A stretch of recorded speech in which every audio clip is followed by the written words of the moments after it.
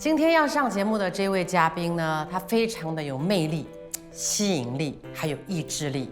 在当年，她可是红透半边天的三姐。这些年，她也没有淡出娱乐圈，可是就感觉刚好像跟我们若即若离。她最近过得好吗？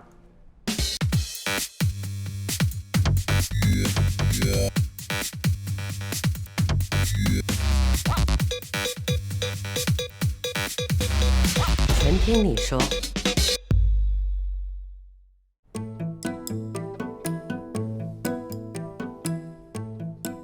来啦！哎，来了，舒姐来了，请坐，请坐，请坐，直接坐这边就好。哎，我有小礼物送给你。那么早就送，破坏行规。我好好好，哎呀，没关系，你就放在收人手短，吃人嘴软。我尖锐的问题还没问呢。一开始就要问尖锐的问题。好，那我就先套个熟一下。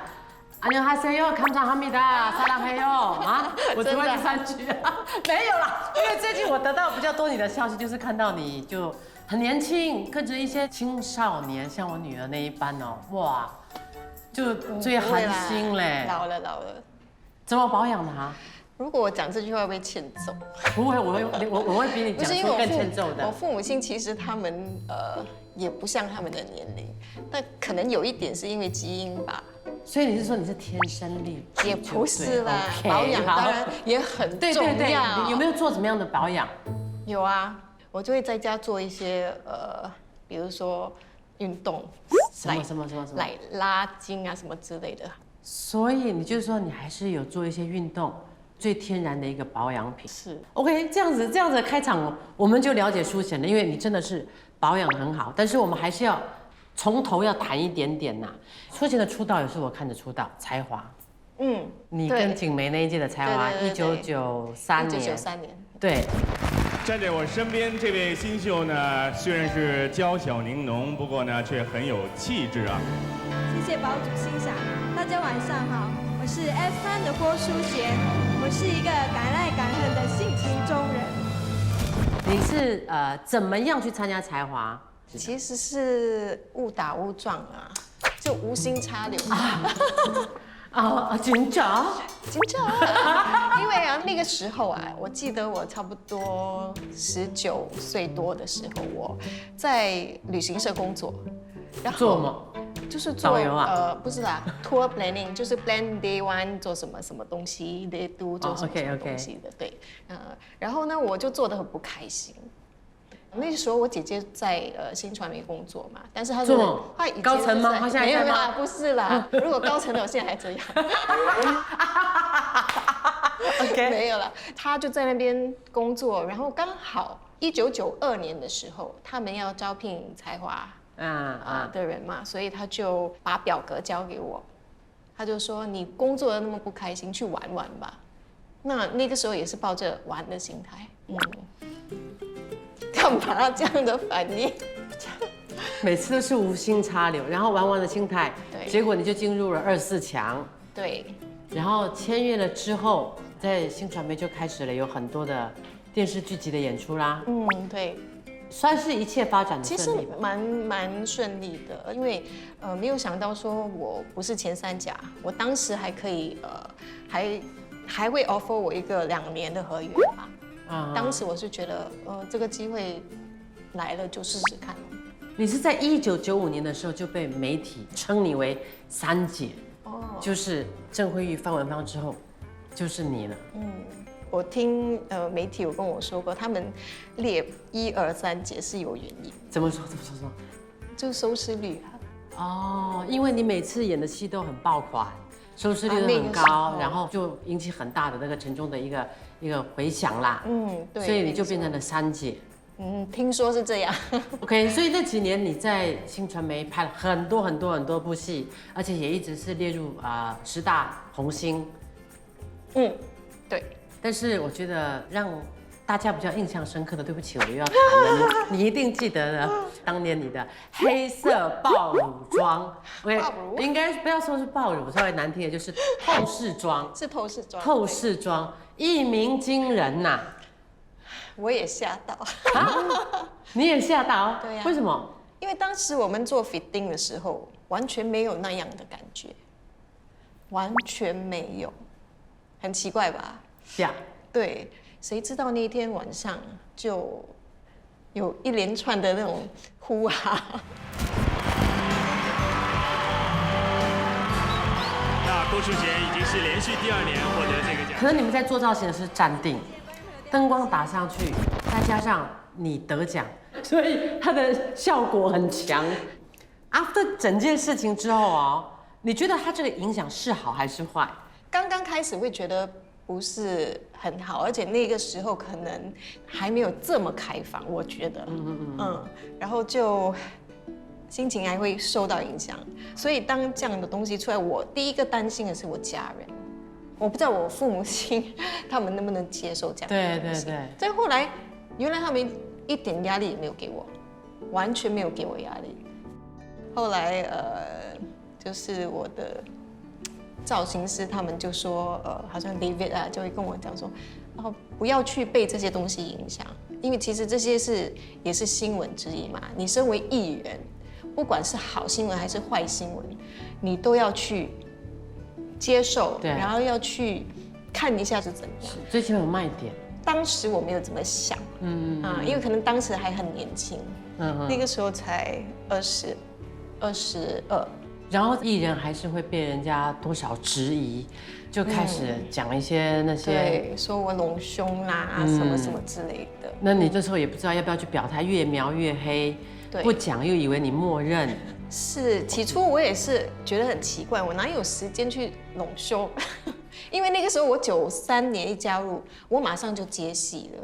但是好的那一方面是，其实有很多思想比较开放的人就认识了我。所以 Fashion Line 的人看到你就给你拍了很多一系列，就除了2位阿姐以外，你可以说是阿姐级，就是你跟 Fiona 拍的最多比基尼比较 sexy 的那些封面，跟杂志，其实它出来的效果都很棒。对，就像我这边也有你几张那时候的一些照片，我们看到这个应该是最初的一张吧？对，这一张。还好有没有转来转去？你们转来转去应该都是男人哦，你们应该都是男人，我怎么转你们都看不到。OK，key 啦哦，key in 啦哦，阿爹 sorry， 阿爹想 focus 都 focus 不到。其实这一张哦，你们是不是以为我没有穿？对呀，当然不可能，真的有穿比基尼在里面的。哦，比基尼在里面，然后 DI 调，对。然后还有一个也是可能你刚出道的。我其实很喜欢这个封面，就是我觉得整体的感觉很对啊。你里面也是还是有穿的。对，这一张如果你zoom不到，你真的是衰了，对，你真的衰了。这一张是美到，这是我最后一张帮 It Is 拍的 swimwear issues。我看了之后，我跟你讲，男人爱，女人嫉妒。真的太漂亮，太有那个气质，就是你所谓的那种性感美。那你在拍这些照片的时候，其实说真的，你有没有一些什么底线，或者说一些防护措施？我最低底线是比基尼，然后那个比基尼我不能够 G string。OK， OK。但是因为拍照可以偷嘛，我记得有一次我拍一张照片。我有穿比基尼的，但他摄影师把我的比基尼全部DI掉了，然后我就用手这样折。OK。对，然后每个人以为我就没有穿，但是不是有穿的。所以你的最基本就是可以清凉，但是不能太曝光。对。然后现场也没有做特别的要求。我只记得有一次拍戏而已啦，我有做清场的要求，就是拍那部主持人嘛。跟张孝全有一场床上戏，然后要把我衣服脱掉，然后我都叫那个AP 去买那种好像安全裤的那种内裤，但我里面打底了2个，我自己的裤子，然后再打一个底，然后再穿他那个。然后你要求清场是因为那天工作人员比较多吧，而且主要的都是男人。除了导演是女的，所以你叫他们打完了灯 roll 了之后，然后出去。对，但是 Soundman 要在啊，因为我们不可以上麦，就在那边拿着 boom 这样子。你觉得这样子是因为你不能发挥，你觉得很多人在看，或者是怕有意外？不是，我不怕有意外，因为我穿那个内衣的时候，我有粘那个 double side dip 的 ，OK，双层保护，有什么 dip 全部粘到完。是 OK， 所以在红星大奖之后，大家看到淑贤的是性感的另外一面，有天使般的脸孔 ，OK， 魔鬼般的身材。但是之后的淑贤呢，就也不尽然就是都是在走这样的路线哦，你就开始狂接了很多新传媒的一些古装剧。当年你可以说是我们最经典的古装美女，最适合拍古装的一个阿姐，你就拍了很多的戏去到中国。最有印象的或者最特别的，你会最想聊哪几部？最有印象的是《塞外奇侠》，因为我们整3个月都在新疆上海，那上海也不是在城市，都是在郊外的，还去广州，所以那部戏有很多第一次都在那边发生了。然后那个真的是拍的。我觉得是我人生当中最辛苦的一部戏，《塞外奇侠》这部戏，你更大的挑战是你一人饰演2个角色哦。如果以一个新人来讲，然后第一次拍戏就是那么重的一个角色，我觉得还不错哎。那我们来看一下片子。但是有可能配音也帮到了。对不对？还好你马上做了一个伏笔呀。OK， 来看一下当年的《塞外奇侠》，那时候才几岁？20多岁。也是22吧。这是妈妈。对，那是妈妈，这是女儿。别轻举妄动，要不然就先杀了你。为什么要阻止他行刺我？你想知道？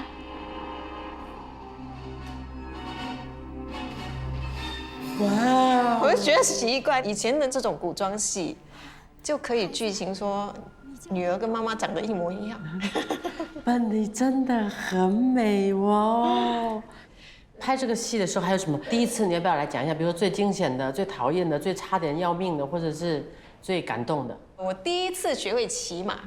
那个时候有这个机会骑马，我真的觉得很开心。你真的是学会了？学会，不是坐在那个，不是假的，也不是有人拖着，但是危险呢？很危险。有一次我记得驯马师在教我们的时候呢，他就打了那个马的屁股，我坐在上面，突然间那只马奔了，然后我就吓到，我就喊，我越喊那只马越跑越快。吓死我了！而且我在想，我那个时候哪来的那个勇气？就是没有想过说我会从马上面摔下来。对啊。我的脚把那个马夹得很紧，因为我们之前上课的时候，驯马师有跟我们说，只要我们的脚大腿夹紧的话，然后不要把那个马鞭放松，然后就跑。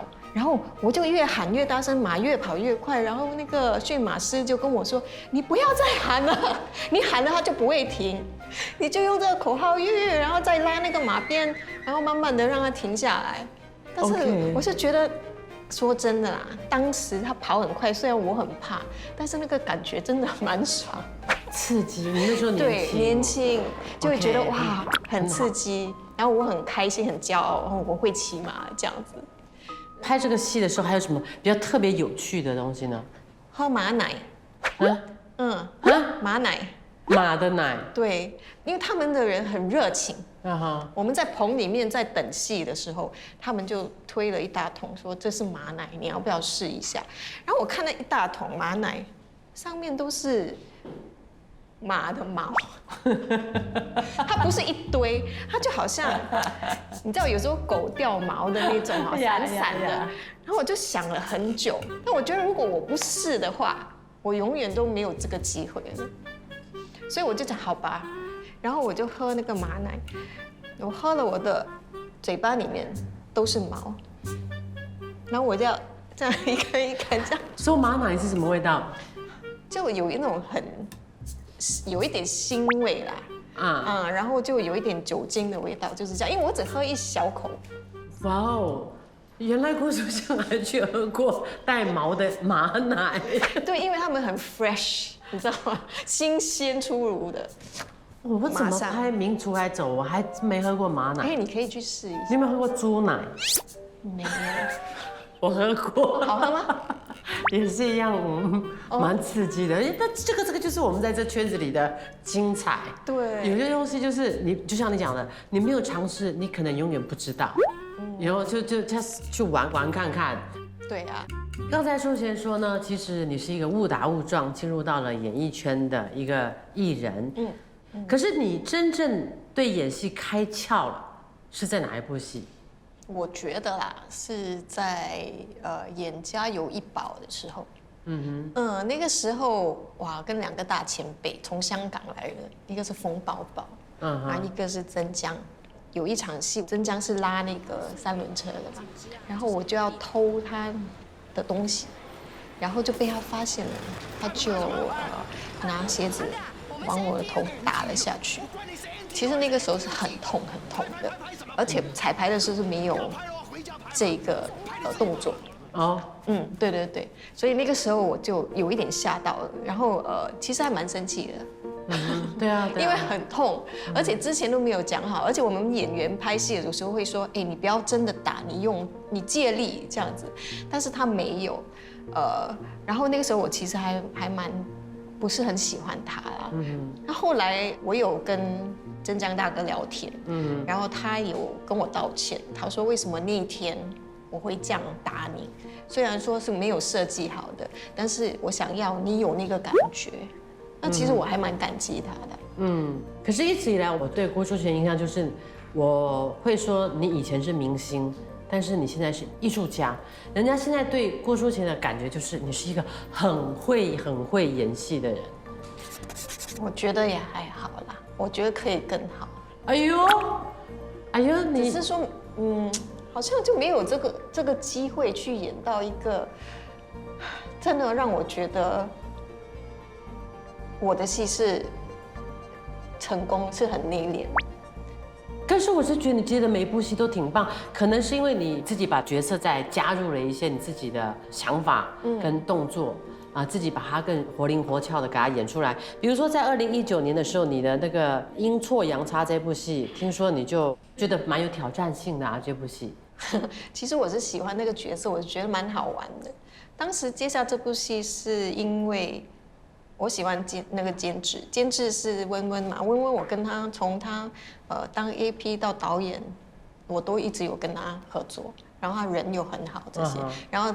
第二呢，我是看到那个故事题材，我觉得蛮新鲜的。然后我在看剧本的时候，看到别人的戏，我也是会笑。你觉得好笑是在哪里呢？你跟陈汉伟老搭档是吧？陈汉伟是我也是看到，因为他也是有演的。因为你跟他是老搭档，听说你要在那部戏里头跟他有一场戏是因为演不下去，撒娇我就觉得很奇怪我不知道就看着汉伟，我很难跟他撒娇真正的郭书贤会撒娇吗？我想应该会吧。你是属于一个娇滴滴的人吗？会撒娇还是比较有个性的人？都有，要看，要看我对什么人。OK， 现场我们有3位，1、2、3、4位哈，3位摄影师，1位收音师。你这样差眼看你会对谁撒娇？你碰到困难了或者是你要急救，我会跟他撒娇。你好厉害你怎么知道去找的？不是，可能我感觉得到，他撒娇不用这么吃力，是不是？阿 Kim 也很会对他撒娇，这全世界都懂的，真的。阿 Kim 是很爱逗他，他以前是不爱开口，不爱什么，因为 Kim 是逗到他们2个 OK， 算你厉害，你跟 Kim 一样会看人。现场我让你扫，你就扫到对 OK 好。然后再来这一 part 是真的，我很想要了解的，当初你为什么会离开新传媒，然后你去了哪里？你到底是发展了什么东西？其实那个时候我是在1999年的时候拍《流金岁月》，然后那个时候我认识了吴倩莲，开始拍戏的时候我们就关系就变得很好，后来是也跟他的经理人也很好了，然后加上那个时候我的约要满了。他就邀请我说，问我要不要加入他们的经纪公司。然后我就想说，我跟他们的相处，还有对一些工作上面的要求啊，什么这种东西都蛮符合，就是蛮一致的。所以我就决定说，好，那等我约满了，我就加入他们的公司这样子。可是那时候你当红哦。对啦，当时其实我也没有想那么多，我只是想起说那个时候如果我在新传媒工作不是很开心，然后我会想说可能我出去看看。所谓的不开心是什么？我们可以大概谈一下。当时跟经纪人的那个想法理念不一致啦。一个艺人，他的经理人，他必须要了解他，是，然后看透他的潜质，然后帮他再安排。对，所以你不开心，对，所以你就毅然决然的合约到期，你就去了香港，去香港发展。其实我也不是去香港发展，就是刚好经理人是香港的，我还是在新加坡，就有戏我才过去拍，这样子。想要到一个地方发挥，你不可能有戏才过去。是你一定要待在那个地方才有可能有机会。对，我有待在那个地方，刚刚开始的1、2年其实是很辛苦的，因为我在新加坡是所谓的就有一定的成绩了，然后你直接就讲我在新加坡很红，没有，真的啦，没有啦。然后我就去到香港的时候，我要从头开始，我就会发现说，我来到了一个新的环境，没关系，我就要去学，看能不能融入他们这样子。所以你最后融入他们了吗？你有没有碰到什么困难跟障碍？其实，在我过去之前，我新加坡的朋友啦，都有跟我说，你去那边你要小心，因为听说那边比较复杂。但是后来我去到那边，我没有这样的感觉，因为我的经理人是非常有职业道德的，我记得我去了几次 casting，然后我去面试的时候，我也有遇到一些，比如说也不算，我不觉得过分啦，就是说我们一起吃晚餐这样子，但是我的经理人。他的那个原则是，我们不需要靠这些，我们只要等一部好戏，他就给我一个很好的例子，就是你看吴倩莲，确实是他等到了一部好戏，但是他很幸运啊。但是一个艺人的寿命是有限的，有谁能够像吴倩莲真的等到一个春天？对，你可能等到了黎明都等不到。其实我觉得那个时候，如果我坚持的话，可能有这个机会。但是因为那个时候我拍的一些戏就是配角，但是让我学习到了很多东西，香港的制作是怎么样的，然后也认识了很多朋友。那有一部戏就是《一切从结婚开始》。那部戏我是女二了我觉得还不错对啊，就是从2000年我离开，01、02年，差不多02年那段时间吧，我就可以演女二，我就觉得也很不错。但是因为我经理人他是觉得说，那个时候优频道要签我，因为优频道要开始戏剧，然后就觉得说你就接受吧。你说如果你当初在香港再坚持一下。可能会是不一样的，为什么你不坚持？我一直很想要演戏，我也是要养家嘛，对，所以他就觉得说看到优频道要跟我签约，然后给我薪水，然后就觉得说你就接受吧，然后你又有机会去演戏，就不会像我在香港可能我还要等，但是不知道什么时候。现在叫你回头来想的话，你会不会带一点点的后悔？如果你坚持一下，